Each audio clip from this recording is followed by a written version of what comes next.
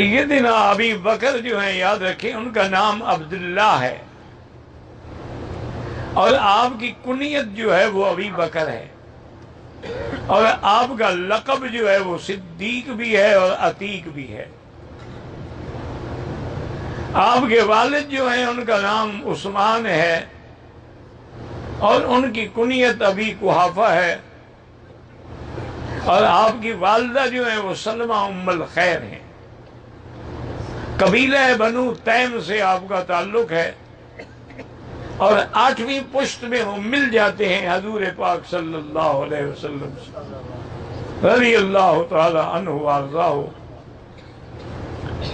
سیدنا ابو بکر صدیق رضی اللہ تعالی عنہ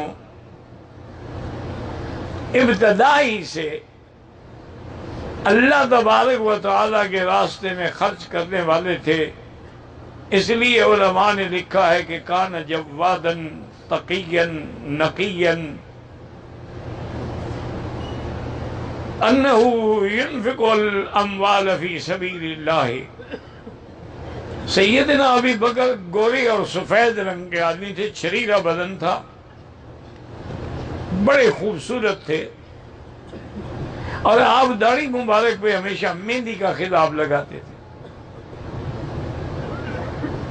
سیدنا ابی بکر رضی اللہ تعالیٰ عنہ فرماتے ہیں کہ میں نے خواب دیکھا کہ چاند کے کئی ٹکڑے ہو گئے ہیں اور مختلف گھروں میں پھر سارے جمع ہو کے میرے پاس آ گئے۔ میں نے ایک راہب سے جو عیسائیت پر یقین رکھتا تھا اور ان کے مذہب کا ایک بہت بڑا یعنی عالم تھا، راہب تھا، اس کو جا کے خواب سنایا، تو اس نے کہا کہ بھائی آپ کا خواب مبارک ہو، ایک نبی آنے والے ہیں جو خاتم الانبیاء ہوں گے، اور آپ سب سے پہلے اسی پہ اسلام لائیں گے، اور ان کے دین کو آپ دنیا میں پھیلانے کی کوشش کریں گے۔ کہتے ہیں میں سنتا رہا، لیکن مجھے پتہ ہی نہیں تھا کہ کوئی نبی پیدا ہوں گے۔ پھر کہتے ہیں تجارت کے ذریعے سفر میں آپ کپڑے کے تاجر تھے، بہت بڑے تاجر تھے۔ فرماتے ہیں کہ میں تجارت کے سلسلے میں یمن گیا، وہاں ازدی عالم تھے بڑے مشہور، اتفاق سے وہ میرے سامنے آ گئے، مجھے کہا ٹھہرو۔ میں ٹھہر گیا، وہ کہنے لگے کہ انت من مکہ، تو مکے کے ہو؟ میں نے کہا ہاں بالکل۔ کہنا من قریش، قریش قبیلے کے ہو؟ میں نے کہا ہاں قریش سے۔ اور نے کہا اچھا تمہاری شاخ جو ہے وہ بنو تیم ہے؟ میں نے کہا ہاں بنو تیم ہے۔ اور نے کہا اچھا بات یہ ہے کہ تم بے ادبی تو نہ سمجھو، میری مجبوری ہے کہ میں نے جو دیکھنا ہے تسلی کرنی ہے، اگر آپ مہربانی کر کے اپنا قمیص ذرا اوپر کریں۔ تو حضرت صدیق فرماتے ہیں کہ میں نے جب قمیص اوپر کیا تو میری ناف پہ اس نے ایک تل دیکھا، تو کہنے کا ہاں بالکل اب میری تصدیق ہو گئی، تم وہی ابو بکر ہو کہ اب نبی الخاتم کے آنے والا زمانہ ہے، اور تم اس پر اسلام لاؤ گے سب سے پہلے، اور اس کے بعد تم خلیفہ بنو گے اس کے بلا فصل۔ کہتے میں نے سن لیا، ہاں بھی ہوگا، ایسے ہوگا، لیکن مجھے کوئی سمجھ نہیں آ رہی تھی کہ یہ کیا مجھے بار بار خواب ایک نبی کے بارے میں آ رہے ہیں۔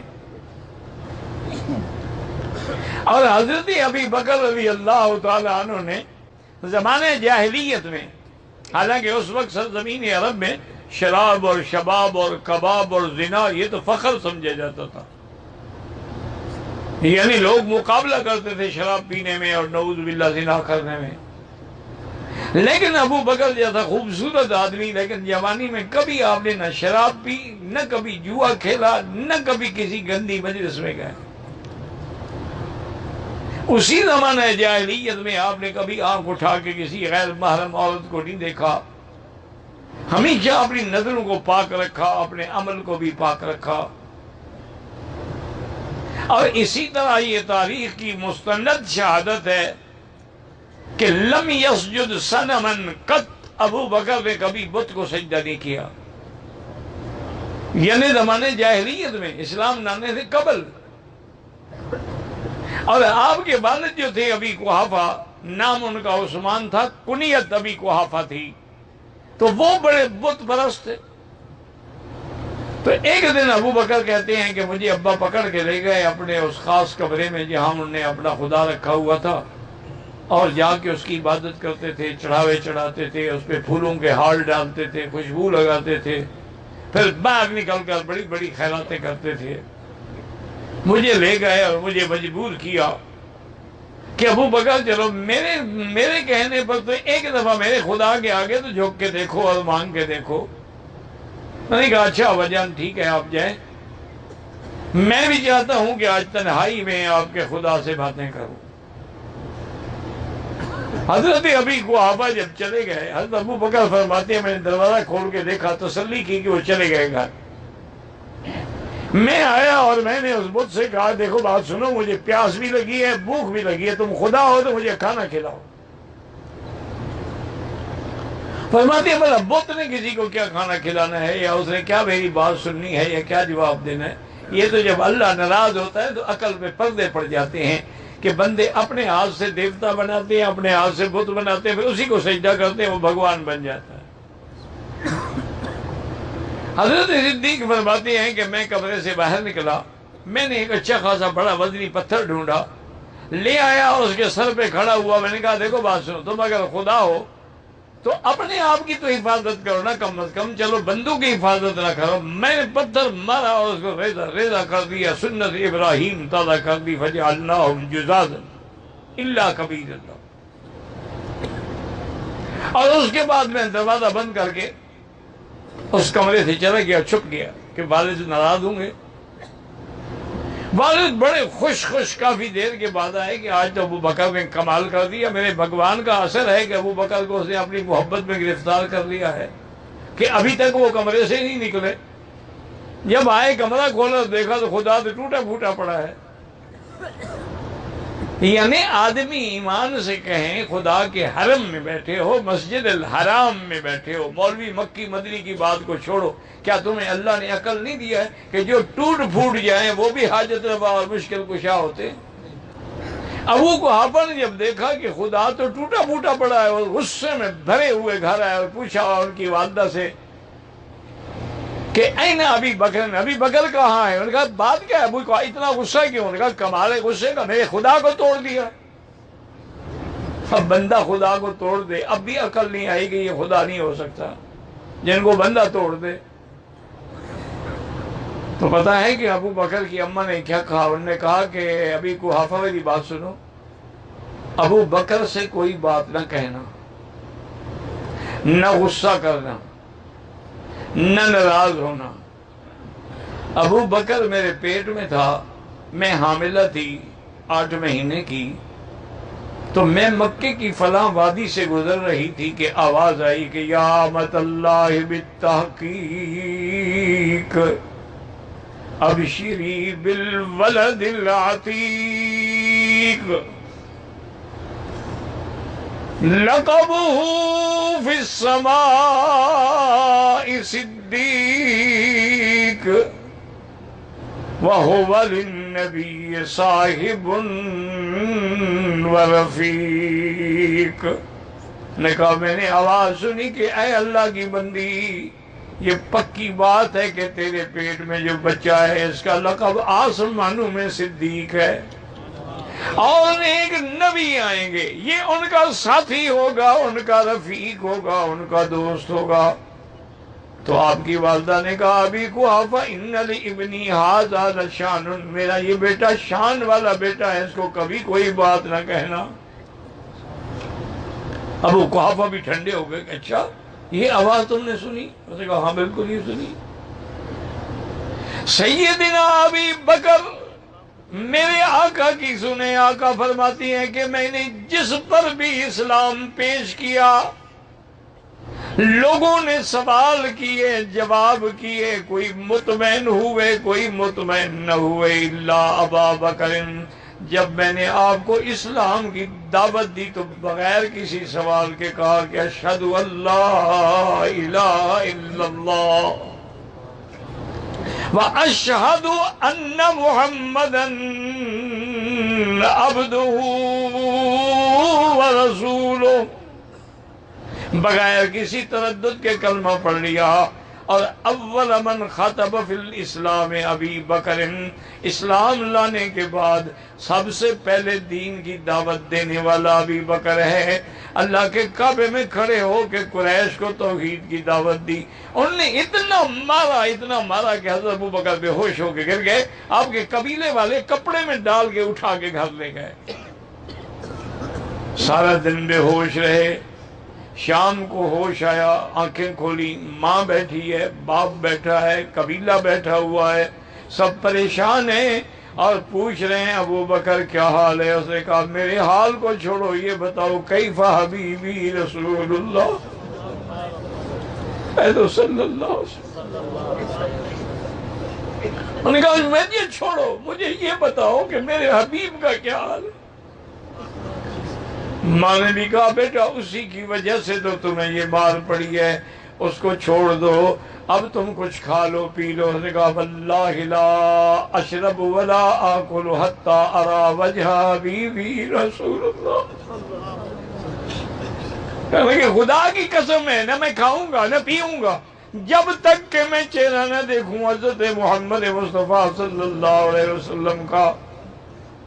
والدین تھے، مجبور ہو کے دار ارقم میں لے آئے۔ حضور بیٹھی ہیں، حضور پاک کی نظر پڑی، حضرت ابو بکر تو زخموں سے چور ہیں، کھڑے نہیں ہو سکتے۔ میرے مدنی کھڑے ہوئے، سینے سے لگایا اور پوچھا ابو بکر کیا حال ہے؟ اس نے کہا حضور اب تو مجھے کوئی تکلیف نہیں، آپ کے چہرہ دیکھ لیا ہے، بس بات ختم ہو گئی۔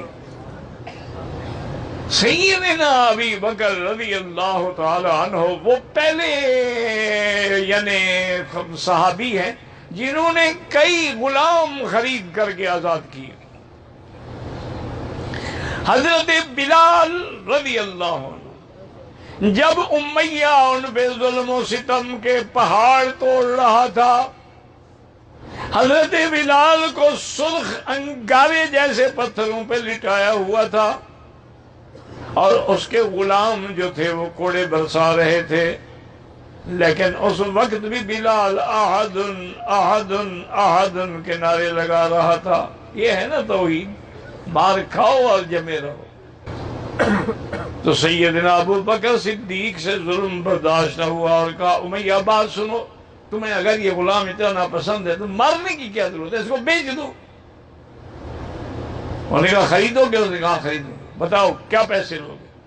اس نے کہا تمہارے پاس فلاں ایک غلام ہے، گورا خوبصورت ہے اور بڑی، اس کے پاس 2000 درہم بھی ہے، اگر وہ غلام مجھے دے دو اور 40 اوقیہ یعنی 40 چھٹانک سونا بھی دے دو تو میں بلال کو بیچوں گا۔ حضرت ابوبکر نے فرمایا مجھے یہ سودا منظور ہے۔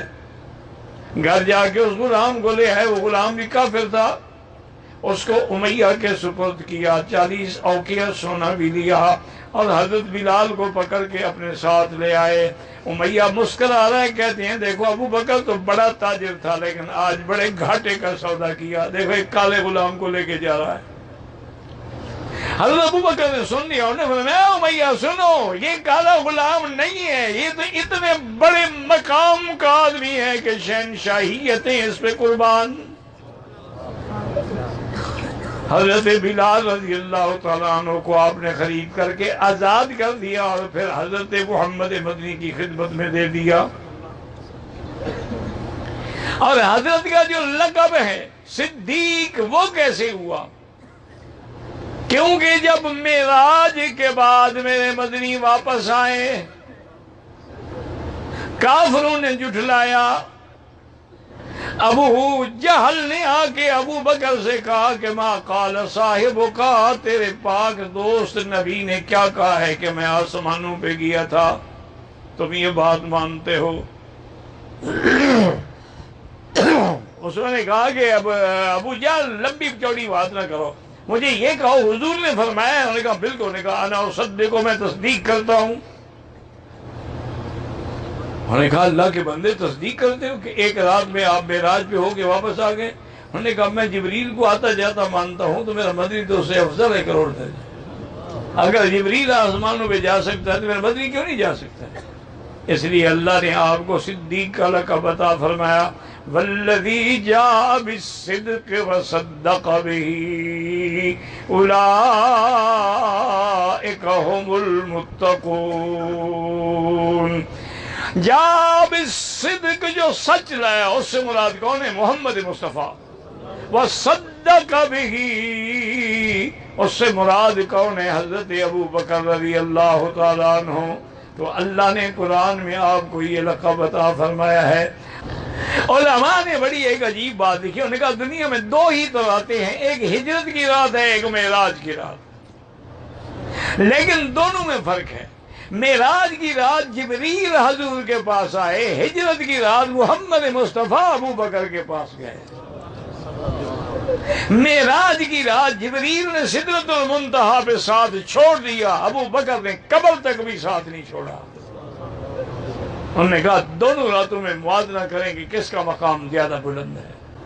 تو یہ ہجرت کی رات جو ہے، اس میں یہ ساری صحبت اور ساری خدمت اور ساری جان نثاری جو ہے وہ حضرت ابو بکر رضی اللہ تعالیٰ عنہ کو ملی ہے۔ اس لیے حضرت عمر کہا کرتے تھے کہ اگر ابو بکر مجھے وہ ہجرت والی ایک رات دے دے تو میں ساری زندگی کی نیکیاں دینے کے لیے تیار ہوں۔